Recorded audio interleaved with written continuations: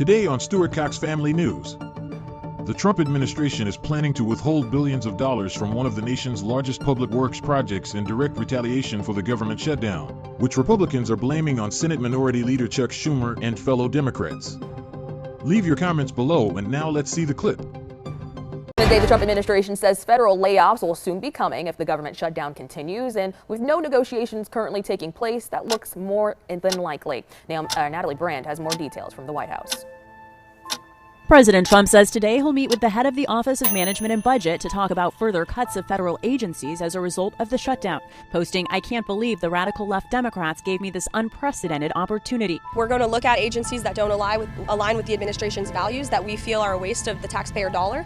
And look, unfortunately, these conversations are happening because we don't have any money coming into the federal government right now. The administration has already targeted billions of dollars in funding for infrastructure projects in New York and threatened climate-related funding in more than a dozen blue states is next. Sources tell CBS News the head of OMB told House Republicans on a call Wednesday that federal layoffs or reduction in force will happen in the next couple of days. That's something that the Office of Management and Budget and the entire team at the White House here, again, is unfortunately having to work on today. He just wants to impose pain on Americans because he thinks that Democrats actually care and that Democrats will be forced to back down. Despite congressional leadership at a stalemate, there's no negotiation right now. There were signs Wednesday of bipartisan conversations among rank-and-file lawmakers trying to find a way forward. There's a lot of bipartisan hope that we can make this shutdown as short and costless as possible. No votes are scheduled today due to Yom Kippur, but votes are expected in the Senate on Friday. Now, many people in our area are bracing for a potentially lengthy shutdown. Some national parks and museums are closed, like the Ocmulgee Mounds and the Museum of Aviation. However, a couple things are still up and running. Military operations and Social Security payments are continuing. And if you've got a student loan, you still have to pay your loan payments. Essential employees like air traffic controllers and TSA agents are still on the job, but they are working without pay.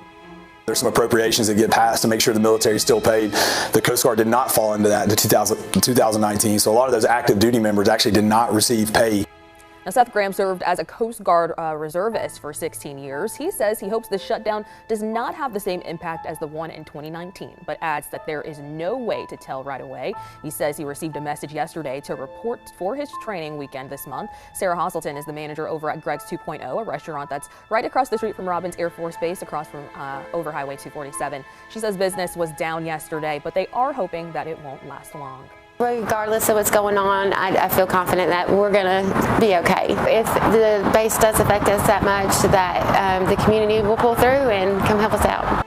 Now, at Robins Air Force Base, military members are still working, but without pay. In Dublin, the VA clinic will keep offering health care, but other services like hotlines, career help, and transition programs are all on pause.